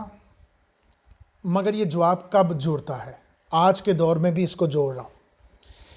ایک لوگ ہوتے ہیں اہل عقل، ویسے تو اللہ تعالی ہم سب کو اہل عقل رکھے، سب کو ہی رکھے۔ ایک ہوتے ہیں عقل پرست۔ عقل پرست یا خلاف عقل وہ لوگ ہوتے ہیں جو ان کی بات پوری طرح ان کی عقل میں نہ بیٹھ جائے، کوئی ایسی بات سے نہیں مانتے، اس بات کو انکار کر دیتے ہیں جو بات ان کی عقل کے دائرے میں نہ اترے۔ الہام، یہ بات وہی ہے جو میں نے پہلے بھی ایک دفعہ بیان کی تھی پچھلے موضوع میں۔ ایک ہوتا ہے ورائے عقل، ایک ایسی بات جو عقل کے دائرے سے باہر ہے پر ہے ضرور، جیسے اللہ ہے، اللہ سنتا ہے، اللہ دیکھتا ہے، پر کیسے دیکھتا ہے، کیسے سنتا ہے یہ نہیں پتا۔ نعوذ باللہ ان کے کوئی کان ہے؟ نعوذ باللہ وہ بھی کسی روشنی کے محتاج ہیں کہ روشنی ہوگی تو ان کو کچھ نظر آئے گا؟ نعوذ باللہ وہ تو جسمات سے پاک ہے، وہ تو بالکل پاک ہے۔ تو ورائے عقل، تو اصل میں گمراہی یہی تھی جو عقل پرست لوگ تھے اور جو ہیں بھی، وہ ایسی بات سے ماننے سے انکار کر دیتے ہیں جو ورائے عقل ہوتی ہے، جو ان کے دائرے میں نہیں اترتی، اور پھر وہ گمراہی کا دوسرا حصہ کیا کرتے ہیں؟ تو لامحدود خیالات کو بھی اپنے محدودی خیالات میں اتارنے کی کوشش کرتے ہیں۔ یہ بات ہمیں سمجھ نہیں آ رہی ہونا کیسے ہے، پھر اس کو جوڑتے ہیں، یعنی کہ ایسی بات جو عقل سے باہر ہے پر مانتے ہیں، اس کو جوڑنے کی کوشش کرتے ہیں اپنے معاملات کے ساتھ۔ لامحدود خیالات کو محدودی خیالات میں اتارنے کی کوشش کرتے ہیں۔ اسی وجہ سے، اسی بنا پر وہ بولتے ہیں کہ فرشتہ اصل میں اللہ تعالیٰ کی کوئی مخلوق نہیں ہے، کوئی جاندار چیز نہیں ہے، وہ تو صرف the force of the nature, وہ تو صرف ایک خیالاتی معاملہ ہے، جیسے بجلی چمکنا، ان کے مطابق یہ فرشتہ ہے۔ تو یہ ہے اصل میں وہ بات، اور اسی معاملے کو جن سے جوڑ جاتا ہے کہ جن کوئی نعوذ باللہ کوئی چیز نہیں ہے، کوئی آگ سے نہیں پیدا کی۔ جیسے ہم ایک محاورہ نہیں بولتے کہ انسان غصے میں آ کے آگ بگولا ہو گیا، تو وہ کون سا آگ کا بن گیا؟ وہ تو صرف ایک محاورہ ہے۔ تو اسی طرح جن بھی کچھ ایسا ہی ہے کہ جو شخص ذرا اکھر مزاج کا ہو، غصے والا ہو، لڑنے والا ہو، جو ذرا بے قابو شخص ہو، اسی کو کہتے ہیں۔ تو یہ تھی ان کی گمراہی کہ اپنی عقل کے اندر وہ لامحدودی چیزوں کو بھی جوڑنے کی کوشش کرنا، اور فرشتہ اور جن یعنی کہ جبرائیل علیہ السلام خاص کر ان کو انکار کر دینا۔ یہ تھی وہ گمراہی، یہ ہے وہ اصل بات جس کی بنا پر یہ وہ کام کرتے تھے۔ اسی بنا کے اوپر ان فلسفیوں نے یہ کام جوڑ لیا، اور پھر پوچھا گیا وحی کیسے نازل ہوئی؟ جب جبرائیل علیہ السلام ہی نہیں تو پھر وحی کا تو پھر نام و نشان ہی نہیں ہونا چاہیے، تو کیسے آیا؟ تو اس کا بھی انہوں نے جواب یوں دیا کہ نبی محمد صلی اللہ علیہ وسلم وحی اصل میں کچھ ایسی ہے کہ نبی کے قلب سے کچھ ہدایت کا فوارہ ایسے پھوٹتا ہے کہ جا ملتا ہے اللہ تعالیٰ کے ساتھ، کنیکٹ ہو جاتا ہے۔ تو یہ نبی، یہ کلام نبی کا کلام ہے یا اللہ کا کلام ہے، بات ایک ہی ہے۔ بیچ میں سے اصل میں جبرائیل علیہ السلام کو صاف طور پر نکال دیا گیا، اور یہی سب سے بڑی گمراہی تھی۔ اور آج کے دور میں نام نہیں لیتا، مگر فلسفیوں نے یہ بھی لکھا، یہ ان کا شعر ہے کہ میں کہ بھی ایسے دین کا طلبگار نہیں ہوں جو جبرائیل امین لے کر آئے ہوں، میں تو اس دین کا طلبگار ہوں جو میرا محبوب لایا ہے۔ تو یہی ہے وہ گمراہی کہ جس کے اندر انہوں نے صاف انکار کر دیا جبرائیل علیہ السلام اور ملائکہ سے، صاف انکار۔ اس کی وجہ وہ کہتے تھے ان کی ملاقات ہی نہیں، جبرائیل علیہ السلام کی نبی محمد صلی اللہ علیہ وسلم سے کوئی ملاقات نہیں۔ اب اس کی دلیل کیا ہے؟ آپ صلی اللہ علیہ وسلم سے جبرائیل علیہ السلام جب ملنے آتے تھے تو ایک روایت سے پتہ لگتا ہے زیادہ تر حضرت داہیہ کلبی کے نامی صحابہ کی شکل میں آتے تھے، مگر نبی محمد صلی اللہ علیہ وسلم سے ملنے جبرائیل علیہ السلام اپنی اصل حالت میں یعنی کہ ملکوتی شکل میں فرشتے کی حالت میں 3 دفعہ ملاقات واضح ہے۔ نمبر 1، جب وہ غار حرا میں تھے، اقرأ بسم ربک الذی خلق، جب یہ وحی نازل ہوئی، تب آپ صلی اللہ علیہ وسلم کچھ نیند میں تھے، کچھ بیداری میں تھے۔ اس دونوں کی کیفیت کے اندر آپ نے فرشتے کو دیکھا۔ دوسرا، وہ میں بھی بعد میں بیان کروں گا دلیل کے ساتھ، آگے پھر آئے گی آیت کے ساتھ۔ تیسرا، معراج کا معاملہ، جب آپ صلی اللہ علیہ وسلم نے جبرائیل علیہ السلام کو ملکوتی شکل میں یعنی کہ فرشتے کی حالت میں ان کے اصلی شکل میں ملے، یہ دلیل دی۔ اب سوال یہ ہے کہ اتنی لمبی تحمید کیوں باندھی گئی؟ اتنی لمبی بات کیوں بتائی گئی؟ کیا ضرورت تھی اس مقصد کی، یہ بتانے کی کہ یہ اللہ ہے اور اللہ اپنا پیغام پہلے جبرائیل علیہ السلام یعنی کہ فرشتوں میں سے کسی ایک کو سلیکٹ کرتے ہیں، پھر اس کے بعد انسانوں میں سے سلیکٹ کرتے ہیں، یہ تحمید کیوں باندھی گئی؟ اس کی وجہ یہ تھی کہ سب سے پہلے بیان یہ کرنا کہ یہ قرآن سچا ہے، یہ قرآن ویسے نہیں آیا جیسے آپ نے سوچا، اس کے راوی ہیں، یعنی کہ خود اللہ تعالیٰ قرآن مجید سورۃ التکویر میں یہ بیان کر رہے ہیں کہ یہ قرآن مجید جس کے ذریعے میں نے پہنچایا میں اس کی بھی تمہیں دلیل دوں گا۔ آگے آیات آ رہی ہیں۔ اور اسی طرح نبی محمد صلی اللہ علیہ وسلم اللہ تعالیٰ اپنے ہی قرآن مجید کی اپنے ہی پیغام کو واضح کر رہے ہیں، تو میں اس چیز کو یوں نظر سے دیکھ سکتا ہوں آسان لفظوں میں کہ قرآن مجید کا ایک ایک لفظ سچا ہے، کیونکہ اس کو بیان کرنے کے لیے بھی سند بیان کی جا رہی ہے، یہ دلیل ہے۔ تو اسی وجہ سے آپ صلی اللہ علیہ وسلم کی حدیث تھی، اور حدیث مبارک ہے جس میں آپ صلی اللہ علیہ وسلم نے فرمایا دین سے متعلق اگر کوئی بات کرو تو قرآن کرو، دلیل دو تو قرآن دو، گفتگو کرو تو قرآن کرو، تاکہ کوئی ایسی بات مت کرنا جو سنی سنائی سے عمل کر گئے ہو جاتا۔ تو اب دوسرے مضمون کا شروع ہوتا ہے، اس تحمید جو میں نے اتنی لمبی باندھی ہے اس کا۔ فلا اقسم بالخنس الجوار القنس واللیل اذا عسعس والصبح اذا تنفس۔ اب قسموں کا معاملہ شروع ہوا ہے۔ میں قسم کھاتا ہوں، اللہ تعالیٰ خود بیان کر رہے ہیں کہ تمہارے مشاہدے میں چیزیں ہیں، تم دیکھ رہے ہو، وہ جو ستارے، اسی آیت کی تیسری یا چوتھی آیت جو ہم پڑھ چکے ہیں کہ جب ستارے مدھم ہو جائیں گے، دوسری آیت پڑھ چکے ہیں، یہ تمہارے مشاہدے میں ہیں، تو میں ان کی قسم کھاتا ہوں، ان ستاروں کی جو پیچھے جا رہے ہیں، مدھم ہو رہے ہیں، جو چلتے چلتے دھبکتے ہیں، اور پھر قسم کھاتا ہوں رات کی، وہ سرخ رات کی، وہ رات جو چھا جاتی ہے، اور وہ صبح کی جو وہ سانس لیتی ہے، یہ تو تمہارے مشاہدے میں ہے نا، تو میں ان کی قسم کھاتا ہوں۔ اصل میں یہ اشارہ ہے سورۃ المدثر کی، یہ میں نے آیات آپ کو پہلے بھی بیان کی تھی۔ حضرت محمد صلی اللہ علیہ وسلم کی ولادت سے 600 برس پہلے حضرت عیسیٰ علیہ السلام تشریف لائے تھے، اور حضرت عیسیٰ علیہ السلام سے لے کے حضرت محمد صلی اللہ علیہ وسلم کی ولادت سے پہلے 600 برس کا وقفہ ہو گیا تھا۔ یہ اشارہ اس کی طرف ہی کر رہے ہیں کہ اب وہ ہدایت طلوع ہو چکی ہے، وہ دیکھو وہ رات جو جا رہی ہے، وہ اپنا دم توڑ رہی ہے، اور دیکھو وہ صبح سانس لے رہی ہے۔ وہ وزن تھا نا صبح کے اوپر رات کا، اب وہ ختم ہو رہی ہے، اب وہ تارے جا رہے ہیں، اور وہ صبح سانس لے رہی ہے، زندہ ہو رہی ہے نبی محمد صلی اللہ علیہ وسلم کی ولادت پہ۔ یہ اصل میں آیات ہیں شروع کی، پہلی وحیوں کی آیات۔ تو دیکھو جو تمہارے مشاہدے کی چیزیں ہیں تم دیکھ رہے ہو، میں انہی کی قسم کھا کے کہہ رہا ہوں کہ یہ قرآن سچا ہے۔ اس کا پہلا راوی حضرت جبرائیل ہیں، اس کا دوسرا راوی حضرت محمد ہیں، اس میں کوئی شک نہیں ہے، اور یہ بات جو تم تک پہنچی ہے یہ سچی ہے۔ اور اسی طرح میں قسم کھاتا ہوں اب وہ صبح آنے والی ہے، وہ ہدایت آنے والی ہے، وہ معاملہ آنے والا ہے۔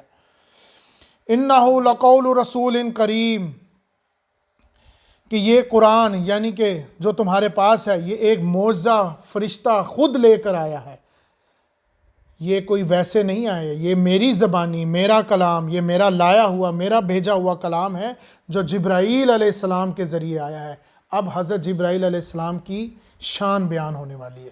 اب کیونکہ بات اس طرف آ رہی ہے تو پہلے ان کی خوبی، ان کی طاقتیں، ان کی روایات، ان کی راوی ہونے کا ثبوت، اب ان کی شان۔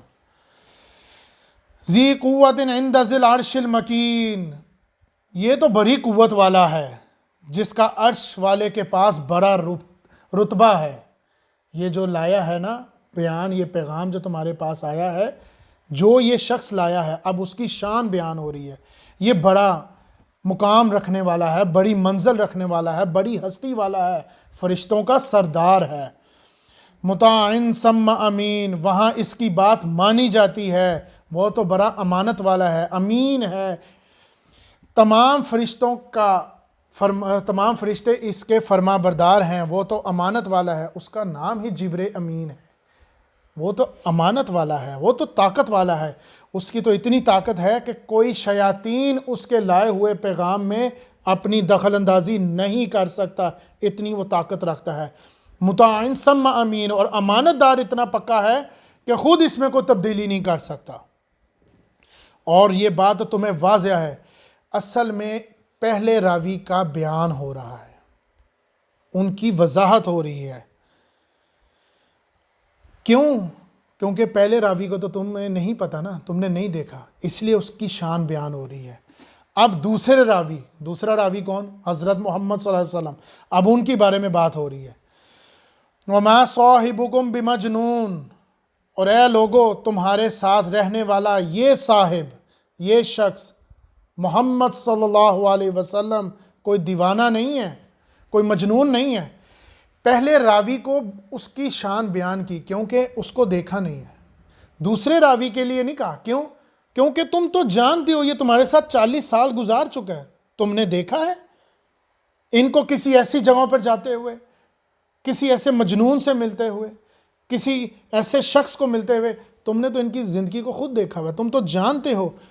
جبرائیل کی صداقت کو بیان کیا، نبی محمد صلی اللہ علیہ وسلم کی صداقت کو بیان کرنے کی ضرورت ہی نہیں ہے کیونکہ تم تو ان کو جانتے ہو۔ ہاں بس تمہیں ایک شک ہو گیا ہے، تمہیں لگتا ہے کہ نعوذ باللہ نبی محمد صلی اللہ علیہ وسلم مجنون ہے، ایک ایسا شخص جو خود سے باتیں کرنے والا، تمہیں ایسے لگتا ہے کیونکہ تم نے دیکھا کہ وہ غار ہیرا جاتے تھے۔ یہ پس منظر ہے نبی محمد صلی اللہ علیہ وسلم کی پہلی 5 وحیوں کے بعد کی پس منظر، کہ جب تم دیکھتے تھے یا ایھا المزمل یا ایھا المدثر قم فانذر، تم دیکھتے تھے کہ یہ غار ہیرا میں غور و فکر میں بیٹھا رہتا تھا، تو اس لیے تو یہ آیت ہوتی تھی قم فانذر، اب کھڑے ہو جاؤ اور کرو اس معاملے کی طرف۔ اور لوگوں نے کہا یہ تو اچھا بھلا بندہ تھا، اب یہ اکیلا کیوں بیٹھنا شروع کر دیا، چادر میں کیوں لپٹنا شروع ہو گیا؟ تو یہ بات سورۃ المدثر میں بیان کر چکا ہوں، یہ اس کی روایت ہے۔ تو یہ جو تمہیں معاملہ نظر آتا ہے، اب آ رہی ہے وہی بات۔ وَلَقَدْ رَآهُ بِالْأُفُقِ الْمُبِينِ، یہ بالکل سچی بات ہے کہ انہوں نے اس فرشتے کو کھلے افق میں دیکھا ہے۔ وَلَقَدْ رَآهُ بِالْأُفُقِ الْمُبِينِ، انہوں نے یعنی کہ کس نے؟ نبی محمد صلی اللہ علیہ وسلم نے اپنی آنکھوں سے افق کے اوپر جبرائیل کو دیکھا ہے۔ یہ دلیل دے گیا اس تمام باتوں کی جو میں پہلے کر چکا ہوں۔ آپ صلی اللہ علیہ وسلم، یہ سورۃ المدثر کا پس منظر ہے کہ آپ صلی اللہ علیہ وسلم کی پہلی وحیوں کے بعد کچھ وقفہ پڑ گیا تھا، جس کے بعد سورۃ الضحیٰ اور سورۃ الشرح اتری تھی۔ آپ صلی اللہ علیہ وسلم کا جو شوق اور محبت تھی قرآن مجید کے ساتھ، اس میں ایک دم وقفہ آ گیا، اور وہ وقفہ تھوڑا طویل وقفہ پڑ گیا، تو آپ صلی اللہ علیہ وسلم کو ڈر پڑ گیا، خوف پڑ گیا کہ نعوذ باللہ کہیں اللہ مجھ سے ناراض تو نہیں ہوگی، مجھ سے کچھ غلطی تو نہیں ہو گئی۔ تو وہ خوف کے مارے روتے تھے اور بڑی بڑی دیر غار ہرا میں بیٹھے رہتے تھے۔ اور پھر اس دوران ایک کیفیت ایسی آئی کہ آپ صلی اللہ علیہ وسلم غار ہرا سے تشریف لا رہے تھے، اب تھوڑے سے مایوس ہو گئے تھے، دل اٹھ گیا ہوا تھا، خوف تھا کہ کہیں غلطی کر بیٹھا ہوں، کچھ ہو گیا ہے، وہ شوق میرا کم نہ ہو جائے، اس کے لیے وہ جد و جہد تھوڑی بڑھ گئی تھی، حد سے زیادہ بڑھ گئی تھی، پر خوف بھی تھا اس معاملے کا کہیں اللہ ناراض ہو گیا۔ اس معاملے سے کچھ مایوسی کے معاملے میں کہ مجھ سے کچھ غلطی تو نہیں ہوگی، یہ تاثرات لیتے ہوئے غار حرا سے تشریف لا رہے تھے کہ آواز آئی، یا محمد۔ آپ صلی اللہ علیہ وسلم نے ادھر ادھر دیکھا، پر بات تو وہی ہے کہ اندھیرا ہو، کیونکہ اسٹریٹ لائٹس تو ہوتی نہیں تھیں، تو خوف طاری ہوا۔ یہ جو میں بیان کر رہا ہوں روایت ہے۔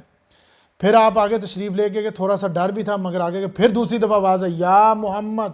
اب تھوڑی اور خوف پیدا ہوگا کہ نہیں یہ بات تو کوئی سچ ہے، آواز تو آ رہی ہے، کہاں سے آ رہی ہے یہ نہیں پتا۔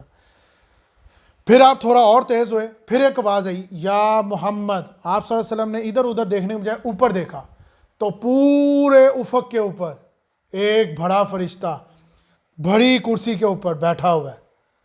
آپ صلی اللہ علیہ وسلم نے فرمایا یہ وہی ہے جو وہاں غار حرا میں آیا تھا۔ یہ دلیل ہے اس بات کی، اقرأ بسم ربک الذی خلق، کہ نبی محمد صلی اللہ علیہ وسلم سے حضرت جبرائیل علیہ السلام کی ملکوتی شکل میں، یعنی کہ فرشتے کی حالت میں، فرشتے کی اصل حالت میں ان کی ملاقات ہوئی تھی۔ وَلَقَدْ رَآهُ بِالْأُفُقِ الْمُبِينِ، یہ بالکل سچی بات ہے کہ انہوں نے اپنے آنکھوں سے جبرائیل علیہ السلام کو پورے افق پہ بیٹھے ہوئے، وہ ایسے بیٹھے ہوئے تھے، تو وہ خوف طاری ہو گئی۔ اسی کے بعد وہ بات تھی کہ آپ صلی اللہ علیہ وسلم تشریف لے کے حضرت خدیجہ کے بعد کہ میرے اوپر چادر ڈال دو، مجھ پر چادر ڈال دو، اور کانپ ہی شروع ہو گئی۔ تو آپ حضرت خدیجہ رضی اللہ عنہ نے فرمایا کہ آپ فکر نہ کریں، آپ کا رب آپ کو چھوڑے گا نہیں، وہ آپ کے لیے آسانی کرے گا۔ اسی وجہ سے تو اتری تھی، وَالضُّحَىٰ وَاللَّيْلِ إِذَا سَجَىٰ مَا وَدَّعَكَ رَبُّكَ وَمَا قَلَىٰ۔ آپ کے رب نے آپ کو چھوڑا نہیں ہے، وہ آپ سے ناراض نہیں ہوا ہے نبی، وہ آپ کو نہیں چھوڑ سکتا۔ وَالضُّحَىٰ وَاللَّيْلِ إِذَا سَجَىٰ مَا وَدَّعَكَ رَبُّكَ وَمَا قَلَىٰ وَلَلْآخِرَةُ خَيْرٌ لَكَ مِنَ الْأُولَىٰ۔ اور آپ دیکھنا اے نبی، آپ کا پچھلا وقت آنے والے وقت سے بہتر ہوگا۔ اسی بات کو میں جوڑتا ہوں آج کے ایمان والوں کے لیے کہ تمہیں کیا لگتا ہے کہ تمہارا دل مردہ ہو گیا ہے؟ تمہیں لگتا ہے کہ اب اس دل اور اس قلب میں کوئی روشنی نہیں، ہدایت نہیں نظر آتی؟ تو آئے گی نظر، پہلے جد و جہد کرو اس کے اوپر۔ ایسے نہیں ہونا کہ بے پردگیوں میں تمہیں مانگنے میں ملے اور رحمت نازل ہو جائے، ایسے نہیں ملنا۔ دروازے کھٹکا کے دین نہیں ملے گا۔ غور و فکر کرو اور محسوس کرو اس معاملے کو کہ یہ جو ایک ایک آیت ہے یہ سچی ہے۔ لکھا ہے کہ جس شخص نے میرے دین کو پیچھے کر دیا، پھینک دیا، وہ دنیا میں رسوا ہوگا۔ کیا تم دنیا میں رسوا ہونے کے لیے تیار ہو؟ کیا تم اس آخرت کے اس معاملے کو دیکھنے کے لیے تیار ہو جس کا پیالے کی تپش اتنی ہے کہ تمہاری کھال گل کے اس میں گر جائے گی؟ کیا تم اتنے تیار ہو؟ کیا تمہیں یہ نظر نہیں آتا جو سورۃ اللیل میں کہا گیا ہے کہ ابو طالب نبی محمد صلی اللہ علیہ وسلم کے چچا ہیں، ان کے اوپر سب سے ہلکا عذاب ہوگا، ایون جبکہ انہوں نے 10 سال ان کو پروٹیکشن دی ہے کفار مکہ سے۔ آگ کی 2 جوتیاں پہنائی جائیں گی، یہ دماغ تمہارا ابل چھڑے گا۔ تو کیا تم اس بے پردگی اور اس بے حیائی اور آج کے فتنے سے اس طرح منہ پھیرتے ہو کہ اللہ کے احکامات کو سنتے ہو اور نہیں بھی سنتے؟ اس کی وضاحت میں اگلی صورت میں کروں گا، یہ بڑی سخت بات ہوگی۔ وَمَا هُوَ عَلَى الْغَيْبِ بِضَنِينٍ، وہ تو غیب کی باتوں کے بارے میں بخیل نہیں ہے۔ تم نے دیکھا ہے کہ جب ان کو غیب کا علم ملتا ہے تو وہ اس میں بخل نہیں کرتے، وہ پھیلاتے ہیں، وہ دیتے ہیں، یہ تو ان کی سخاوت ہے۔ اسی بات کو سورۃ الضحیٰ میں کہا گیا تھا، 11 نمبر آیت ہے، وَأَمَّا بِنِعْمَةِ رَبِّكَ فَحَدِّثْ، اور جو تمہارا پروردگار تمہیں نعمتیں دے رہا ہے وہ تو اس کا تذکرہ کر رہے ہیں، وہ تو بیان کر رہے ہیں۔ یہی بات مولانا اصلاحی صاحب نے بھی بیان کی، انہی کی ایک روایت ہے کہ وہ لالچی نہیں ہے، وہ غیب کے ایسے شخص نہیں ہیں جو اس کو چھپا کے رکھیں۔ جو غیب کے بھوکے ہوتے ہیں وہ تو کوششیں کرتے ہیں، ایسے کام کرتے ہیں، ان کا تو کاروبار ہے جنوں کو اور اس طرح کے معاملات کو قبض کرنا، ان سے کوئی ایسی الٹی سیدھی باتیں اکٹھی کر لینا جس سے وہ اپنی دکان چمکائیں اور پھر لوگوں سے نذرانے وصول کریں۔ کیا تم نے ہمارے نبی محمد صلی اللہ علیہ وسلم کو دیکھا ایسا کام کرتے ہوئے؟ کیا تم نے ہمارے نبی کو دیکھا؟ ایسے لوگوں کے پاس جاتے ہوئے اسی بات کی دلیل سورۃ المدثر کی اندر ولید بن مغیرہ نے دی تھی کہ میں بہت سے کاہلوں کو جانتا ہوں. یہ کلام کاہل کا نہیں ہے. میں بہت سے شاعروں کو جانتا ہوں. یہ کلام کسی شاعر کا نہیں ہے. یہ کوئی کلام ہے واقعی جو اللہ تعالیٰ نے بھیجا ہے. تو یہ بات دلیلاً تھی. اسی طرح وما هو بقول الشیطان الرجیم، یہ کسی مردود شیطان کی لائی ہوئی بات نہیں ہے. یہ دلیل بار بار کیوں کہی جا رہی ہے؟ یہ وہ بات نہیں ہے، یہ یہی کلام ہے. میں قسم کھاتا ہوں جو تمہارے مشاہدے میں ہے، کیونکہ یہ قرآن سچا ہے. اس کی ایک ایک بات سچی ہے. جب ہونا ہے تو میں دنیا میں رسوا نہ ہو جاؤں. مجھے یہ کرنا ہے، اپنے نفس کو ختم کرنا ہے، اپنے آپ کو مارنا ہے، پھر ہی تو میں نے وہ پانا ہے. کیونکہ تمہاری جنت جس طرح تمہارے ساتھ ہے اسی طرح تمہارا جہنم بھی تمہارے ساتھ ہے. تم خود اس کے ذمہ دار ہو.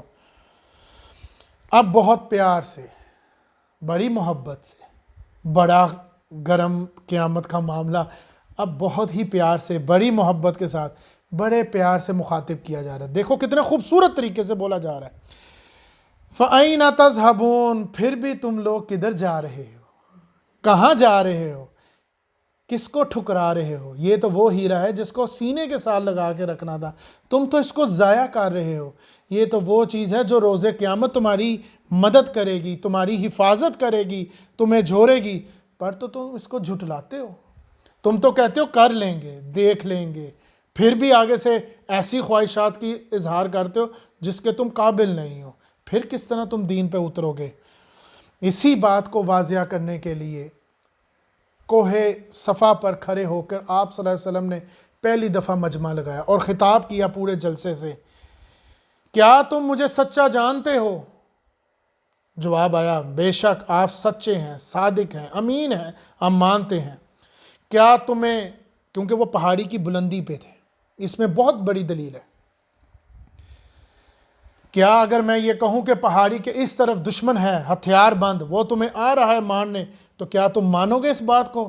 جواب ملا، آپ سچے ہیں، ہم نے آپ کو کبھی بھی جھوٹا نہیں پایا. یہی وہ دلیل ہے نبی محمد صلی اللہ علیہ وسلم کی کہ آپ لوگ، ہم سب لوگ پہاڑی کے اس طرف کھڑے ہیں. ہمیں نہیں نظر آ رہا کہ پہاڑی کے اس طرف کیا ہے. اسی وجہ سے آپ صلی اللہ علیہ وسلم اس بلندی پہ کھڑے ہو کے کہہ رہے ہیں یہ قرآن سچا ہے، اس پہ عمل کر لو. یہی بات آپ صلی اللہ علیہ وسلم کی احادیث ہے ایک بڑی مشہور، جس کے اندر آپ صلی اللہ علیہ وسلم نماز ادا کر رہے تھے. نماز پڑھتے پڑھتے آپ صلی اللہ علیہ وسلم نے اپنا ہاتھ آگے بڑھایا، تھوڑی دیر بعد پھر آپ پیچھے ہوئے. جب نماز ختم ہوئی تو صحابہ کرام نے پوچھا، یا رسول اللہ کیا یہ نماز کا حصہ تو نہیں ہے؟ ہم نے بھی تو ایسا نہیں کرنا، تو یہ کیوں آپ نے ایسا کیا؟ آپ صلی اللہ علیہ وسلم نے فرمایا یہ نماز کا حصہ نہیں ہے. میں نماز پڑھ رہا تھا تو پڑھتے پڑھتے مجھے جنت دکھائی گئی، تو میں نے ہاتھ بڑھا لیا بے اختیاری اس کا پھل توڑنے کے لیے. اس کی ٹھنڈک آ رہی تھی. پھر مجھے جہنم دکھائی گئی، پھر اس کی گرمائش آئی تو میں پیچھے ہو گیا. آپ صلی اللہ علیہ وسلم کو دنیا میں رہتے ہوئے دونوں چیزوں کا مشاہدہ کرایا گیا. یہ دلیل ہے، اور یہی دلیل ہے کہ وہ پہاڑی کوہ صفا پر کھڑا ہو کے جو انہوں نے کہا، کیا تمہیں میں یہ کہوں یہ بات سچی ہے، تم مانو گے؟ بے شک.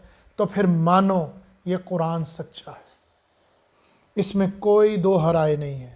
تو اس لیے تو اللہ تعالیٰ فرما رہے ہیں، کیا عذاب کا منظر دکھایا، پھر نامہ اعمال دکھائے، پھر قسمیں کھائیں، اور پھر جبرائیل کی پہلی راوی کی، پھر دوسری راوی کی، پھر یہ ساری باتیں کر کے کہا، اور کدھر جا رہے ہو؟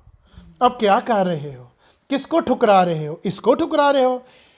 اِنَّهُ هُوَ إِلَّا ذِكْرٌ لِّلْعَالَمِينَ، یہ تو دنیا جہان کے لوگوں کے لیے ایک نصیحت ہے. یہ تو تمہارے سامنے نگاہوں کے آگے تم دیکھ رہے ہو، سورج کا، بادل کا، یہ ستاروں کا، یہ تو معاملہ تم دیکھ رہے ہو. ہم تو صرف اس کو روشن کر رہے ہیں، واضح کر رہے ہیں. نصیحت ہے، یہ نظر آ رہی ہے، تم دیکھ رہے ہو کہ جو بلندی پہ جا رہے ہیں وہ اس کی وجہ سے جا رہے ہیں، جو بلندی سے پستی میں جا رہے ہیں وہ اسی کی وجہ سے اسی کو چھوڑ کر جا رہے ہیں. ہم تو صرف تمہاری نگاہوں کو روشن کر رہے ہیں. یہ تو جہان کے والوں کے لیے، یعنی کہ وہ لوگ بھی جو ان کے سامنے مظاہرہ ہے وہ دیکھ رہے ہیں کہ یہ نصیحت کی بات ہے. لمن شاء منکم ان یستقیم، تم میں سے ہر اس شخص کے لیے سیدھا راستہ ہے جو سیدھا سیدھا چلنا چاہتا ہے، مستقیم پہ چلنا چاہتا ہے. جو چاہتا ہے سیدھا چلنا، جو مانگتا ہے سیدھا چلنا، جو حاصل کرنا چاہتا ہے، جو کوشش کرتا ہے، اس لیے تو کہا تھا اے کمبل میں لپٹنے والے، اے غور و فکر کرنے والے، پہلے غور و فکر تو کرو اپنے دین پر۔ وَمَا تَشَاءُونَ إِلَّا أَن يَشَاءَ اللَّهُ۔ تو سن لو یہ جو تمہیں ساری باتیں بتائیں، پہلے تمہیں پھرایا، اینڈ گرا جب لگے گی نا بوڑی کے اوپر، تو سن لو، تم چاہ کر بھی نہیں چاہ سکو گے جب تک تمہارا پروردگار نہ چاہ لے، وہ نہ چاہ لے تو تمہیں تو آزمائے گا۔ تمہیں اللہ تعالیٰ نے اختیار دیا ہے، یہ اختیار تمہارا نہیں ہے، یہ اختیار اللہ تعالیٰ نے تمہیں دیا ہے۔ اس اختیار کو استعمال کرو گے تو سزا اور جزا کے پاؤ گے، تمہارے استعمال پر سزا اور جزا ہے۔ تو یہ بات جان لو، وَمَا تَشَاءُونَ إِلَّا أَن يَشَاءَ اللَّهُ، جب تک رب نہ چاہے وہ نہیں ہو سکتا، وہی تمام جہانوں کا پروردگار ہے، یہ بات مان لو، یہ اب اس کی برائی آ گئی ہے۔ تمہیں میں نے بڑے پیار سے سمجھایا ہے، دیکھ لو، کل کو مجھے بلیم نہ کرنا، کہنا مت کہ میں نے نہیں کہا۔ یہ اللہ تعالیٰ فرما رہے ہیں سورۃ اللیل میں، کہیں مجھے نہ بعد میں بلیم کرنا کہ یہ نہیں کہا تمہیں۔ تو دیکھ لو کدھر جا رہے ہو، دیکھو اس مناظر کو ذرا غور کرو، کیا ہونے والا، لائٹیں بند ہو رہی ہیں، سورج جا رہا ہے، اب وہ سارے معاملات ہو رہے ہیں، تمہیں نظر آ تو رہا ہے، پھر کدھر جا رہے ہو؟ اور راوی کا بیان دیکھو، بات کرنا دلیل سے کرنا، سنی سنائی پہ عمل مت کرنا۔ تو یہ ہے اللہ تعالیٰ کے وہ معاملات جس کو یہاں پر بیان کیا ہے۔ اب اس کا دوسرا رخ کیا آئے گا اگلی صورت میں، اسی وہی کو جس طرح یہاں پر کتنی شدت کے ساتھ بیان کیا، کتنے واضح طریقے سے، کہ تمہیں کیا لگتا ہے کہ اسی طرح وہی سے انکاری کرنے والے اور اسی طرح وہ معاملہ پھر ملے گا تمہیں، اذا السماء انفطرت واذا الكواكب انتصرت واذا البحار فجرت واذا القبور بعثرت علمت نفس ما قدمت واخرت۔ یہ ہوئے گا وہ جواب جس کے بنا پر پوری صورت اپنی تفصیل بیان کرے گی۔ تو اللہ تعالی ہمارے ان معاملات کو آسان کرے، ہماری اس آزمائش کو آسان کرے، اور قیامت کے دن ہمیں سرخرو کرے اور کھڑا کرے نبی محمد صلی اللہ علیہ وسلم کی اس امت کے ساتھ جس پر اللہ تعالیٰ نے رحمت فرمائی، نہ کہ ان کے ساتھ جن پر عذاب کیا۔ اور اللہ تعالیٰ ہمیں ان مشاہدوں کو سمجھنے کی توفیق عطا فرمائے اور کامیابی حاصل کرنے کے لیے وہ جد و جہد دے، اور ہمارے اندر وہ جذبہ پیدا ہو، کیونکہ جب ہمارے اندر وہ جذبہ پیدا ہوگا تب وہ ہدایت ملے گی، جب بلب ہی نہیں ہوگا تو لائٹ کہاں سے کام کرے گی۔ تو بارک اللہ لی ولکم فی القرآن العظیم ونفعنا وإیاکم من آیات و ذکر الحکیم۔ السلام علیکم ورحمۃ اللہ وبرکاتہ۔